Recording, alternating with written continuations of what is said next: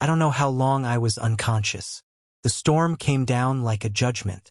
1 minute I was holding the wheel, screaming against wind and water, and the next I was lying face down on sand, choking up salt water, ribs bruised like I'd gone 12 rounds with something inhuman. My name is Nathan Rowe. I've worked on ships for 17 years. Tankers, ferries, sometimes private yachts for people too rich to care about the ocean they were pissing in. This wasn't my first storm, but it was the first time I woke up somewhere that shouldn't exist. I dragged myself up, looking around. The beach was endless, white sand as fine as sugar, but the sky wasn't right. It was too still, too quiet, like the world was holding its breath. I didn't recognize the place. No birds, no trees near the shore, just this long, curved line of coast, and something that looked like forest in the distance. Thick, overgrown. I walked. No wreckage, no other crew, no footprints except mine. And then I noticed something worse. No signal, no satellite, no sun, just gray light, as if the world had forgotten to switch itself on properly. I tried to mark my path with pieces of driftwood, but after the first few 100 feet, they were gone. Not moved, gone, like they never existed.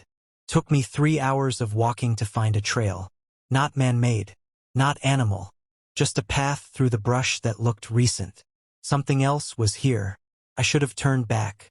But when you're alone and nearly mad from thirst, you follow signs, even if they're carved by the devil himself. The forest was silent, too silent.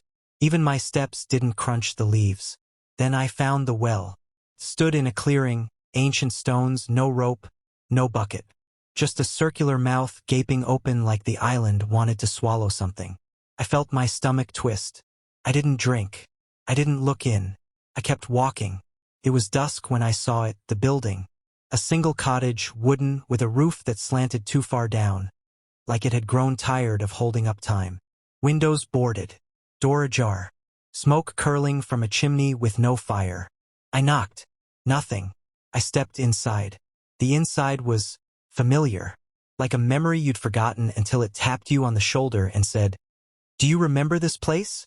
There was food, dry, preserved, a cot, books, old nautical charts, and one map, a map of the island, with no name, no compass, only one word written in ink: stay. I spent the night in that cottage. I dreamt of water pouring from the ceiling, of people whispering through floorboards, of the sound of knocking from inside the walls. But when I woke, there were no walls, just trees, and no cottage. When I woke, the cottage was gone, just like that. For solid walls, a roof, a door, a bed, a table, all vanished like a trick of the light, like the island had changed its mind about what it wanted me to see. But the map was still in my hands. It had new markings. Thin red lines had appeared overnight, a trail leading from where I lay, deep into the forest, toward a point marked only with a crude symbol. A circle, with jagged lines radiating outward like a sun drawn by a child's shaking hand. I should have been afraid, but I wasn't. Not yet. I followed the line. I walked for what felt like hours. The trees didn't end, but the light shifted, not like sun through leaves, but like a lantern swaying far above the canopy. Too high to reach, too soft to help. That's when I heard it. Footsteps. Not behind me. Ahead. Slow. Deliberate. Someone, or something, pacing in a wide circle, just beyond the edge of my vision. I called out. No answer. I stepped forward, and I found the door. It stood alone in the middle of the forest. Just a wooden door in a frame, standing upright, no hinges, no walls. Its knob was brass. Smooth. Polished. There were scratch marks around the edge, like someone had tried to claw their way in or out. I stared at it. For too long. I don't know why I opened it. But when I did, there was a hallway behind it. Dim. Concrete. With flickering yellow lights. The air smelled like brine and rust. And I was no longer on the island. The hallway stretched far in both directions. Identical doors lined the walls. Some metal, some wooden, some with glass windows smeared with handprints on the inside. One was open. I stepped through. Inside was a room that looked exactly like my childhood bedroom. Same sheets, same posters, same broken lamp on the desk I'd thrown at my brother when I was 9. I hadn't thought about that room in over 20 years. There was a journal on the bed. I picked it up. They said it was a punishment. It read. But for what? I only opened the door because it was there. I only stayed because the island let me. The handwriting changed halfway through. New entries. Different ink. Sharper letters. You won't find the way out. You'll find the way in deeper. The well is not the bottom. The sea is not the edge. There is no horizon. The island turns when you sleep. I dropped the book. When I looked up, the door was gone. So was the hallway. I was back on the beach. But it wasn't the same beach. The sand was black. The sky was red. And there were bones, half buried, half walking. Some of them had my face. The bones didn't move at first. They stood in crooked poses, arms raised, jaws open, like they'd been caught mid-scream and frozen in time. But the longer I stared, the more they twitched. Little jerks of fingers, tilts of skulls. One even took a step toward me, and it was wearing my shirt, the same one I'd lost at sea. I ran. I don't know how far I went. The trees came back, taller this time and wrong. Their trunks twisted like ropes, and their leaves hummed low, like a choir deep underground. At one point, I passed what looked like a lamppost. Rusted, bent, flickering dim blue light. I hadn't seen anything man-made in hours. Then I found the cabin. This one was real. I know it was, because it had a person inside. A woman. Pale skin, long tangled hair, and eyes like glass marbles. Foggy and blind, yet she looked right at me. "You're late," she said, as if we had an appointment. "Where am I?" I asked. She didn't answer. Instead, she pointed to the table. A metal tray sat there, holding a compass, a set of old keys, and a watch that ticked backward. "You have to pick," she said. "What happens if I don't? You'll wake up again, but not as you." I picked the watch. It was warm in my hand. The second I touched it, the cabin around me rippled, like heat off asphalt, and vanished. I was in the hallway again, but not the same one. This one breathed. You heard me. The walls were breathing. Each inhale sent a gust of moldy air down the corridor. Each exhale made the floor groan. Lights flickered like eyes blinking sleep from their lids. And something was coming from the far end. Not fast, but steady. I turned. The hallway behind me was shorter now, shrinking. Every time I took a step, the end got closer. The lights behind me flickered out one by one, and my shadow lengthened across the wall. Then I heard the voices, not whispering, reciting, over and over. "He came to take. He stayed too long. Now part of him. Is something wrong?" I shouted. "Who are you?" No answer. Only laughter. Like mine. There was a door. The same brass knob as before. I grabbed it and pulled. It opened to a dark stairwell. I descended. 50 steps. 100. 1,000. I lost count. At the bottom was the ocean. But it was upside down. The sky above me was deep black water. Stars floated like jellyfish. And the ground was the surface of the sea. Slick, moving, hissing with wind, but solid under my feet. I was in the belly of the island. The island wasn't a place. It was a memory that fed on other memories. And I remembered something. I had never made it off the boat. I stood beneath the ocean, above the sea. Impossible directions, yes, but that's the nature of this place. The island isn't bound by compass or time. It bends both like reeds in the wind. The watch I had chosen now ticked inside my head. Literally. With every second, a sharp click echoed behind my eyes. I wasn't sure if I was moving or the world was. But I walked. The stars above or below were wrong. Not constellations, but eyes. Blinking. Watching. Some of them wept. Others smiled.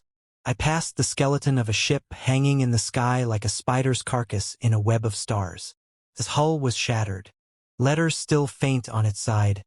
Odessa Blue. My ship. My memory. But I had never seen it from the outside. Not like this. Then I found the lighthouse. It rose upside down, piercing the ocean sky like a needle through velvet. The light on top spun in silence, casting red across the stars and making them flinch. A door opened at its base. No one inside, just a voice. Familiar. "You're close now," it said. "You almost remember." I stepped in. Inside was a spiral staircase. No walls, just steps floating in a shaft of blackness. Every step made me remember something I had forgotten. My brother's voice, a dog I had when I was 10, the smell of the sea the day my mother died. These weren't memories I had lost. They were ones I had given away, to something, in exchange. At the top there was a room, not a lantern, not a light, a mirror, cracked, filthy, but it showed me perfectly. And not just me now, me as a boy, me as a corpse, me as a shadow, me as a thing made of salt and wire and bone. I looked away. The mirror kept watching. "Why am I here?" I asked. The mirror answered. "You came to escape drowning, but you chose to float where things never die." The door behind me was gone. The stairs too. Just the mirror. And behind it a reflection of the island itself. Sprawling, shifting, breathing, feeding. I pressed my hand to the glass, and it let me through. I fell. Through layers of sea and sand, memory and dream, scream and silence. I landed not with a crash but a pulse, like being born again. And I opened my eyes, back on the island shore. The sun was rising, but it was cold, frozen, like a photograph, like something stuck between frames of a film. And I wasn't breathing anymore. Not really. The sand no longer moved beneath my feet. It was glass now, clear, perfect, unyielding. Beneath it, I could see shadows writhing, figures buried beneath the surface, reaching, mouthing words I couldn't hear. I recognized one of them, me, but not just one version. Dozens, hundreds, all the other versions of myself who had walked this island before. Some of them had torn their faces off in madness. Others lay curled into fetal shapes, slowly blinking. One kept drawing maps with his own blood, over and over on the glass from below. Above me, the sky had become a ceiling, a giant, arched dome made of bone and teeth. A storm brewed outside it, but it never came in, because time was not allowed here anymore.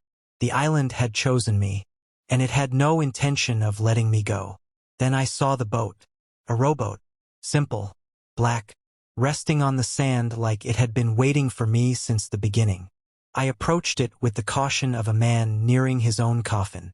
Inside it, a mask, just like the ones the mirror had shown me, white, featureless, porcelain. I picked it up. The boat began to bleed. Blood seeped from the wood. It formed words on the sand. Wear it or drown. I hesitated. Then I put the mask on, and reality cracked. I was back in the water, but not in the sea, in someone else's memory. A woman screamed. A child sank. A man, my father, held me down under the waves with shaking hands, weeping. The mask fused to my face. I could no longer remove it, but I understood now. The island wasn't feeding on me. It was storing me, filing me away, recording me like a story written in water. And it had thousands, millions, all buried here. Then a bell, low, hollow, deafening, tolled 7 times. With each toll, the mask cracked. With each toll, I remembered something else the island had made me forget. 1. My name. 2. My mother's lullaby. 3. The taste of salt and honey. 4. The first lie I ever told. 5. The shape of the thing that waited below my childhood bed. 6. The real reason I became a sailor. 7. That I had never left. I opened my eyes inside a dark room. Stone walls. A dripping ceiling. The rowboat was gone. So was the sea. So was the island. But then I heard the sand again. Inside the walls. The island was coming with me. It always does. I write this from a place that has no name. It looks like a cabin. 4 walls, 1 window, and a locked door I haven't opened in days. Outside, the sea is calm. Inside, The floor is pulsing slowly, like it's breathing. Sometimes I think I can hear the island speaking through the wood. Other times, it's the sound of my own voice, echoing back from places I've never been. I tried to tell someone, the fisherman, once. He asked me what I saw out there. On that night the storm took my ship. I said, "There's a place where the world folds in on itself, where your thoughts rot before you can bury them. A place that remembers what you tried to forget. And once it remembers you, you're never alone again." He smiled like I was mad. Then, he touched my shoulder and whispered, "You saw it too." And I noticed the scar on his neck, a perfect outline of a map that didn't exist. The island isn't real, they say. But tell me, why does it show up in dreams of sailors who never met? Why does every ocean chart have a faint smudge exactly 200 miles off any known coast? Why do birds circle a spot in the sea for days, then vanish? And why do I hear myself singing in the waves when I'm alone at night? I tried to leave. Trains, planes, new names, false passports. But it always finds me, because I wore the mask, because I chose the boat, because I looked too deep into the mirror. Now, when I sleep, I see a hallway, endless, lined with doors. Behind one of them I hear waves crashing. And I know, still waiting for me, the sand, the glass, the dome of teeth, the boat, bleeding, the mask, grinning. And worst of all, the island remembers me. So now I must remember it. Because if I don't, I'll walk through one of those doors one day and never return. This is not a warning. It's a rehearsal for the moment when you, too, see land that shouldn't be there. When the compass refuses to work. When the sea becomes too still.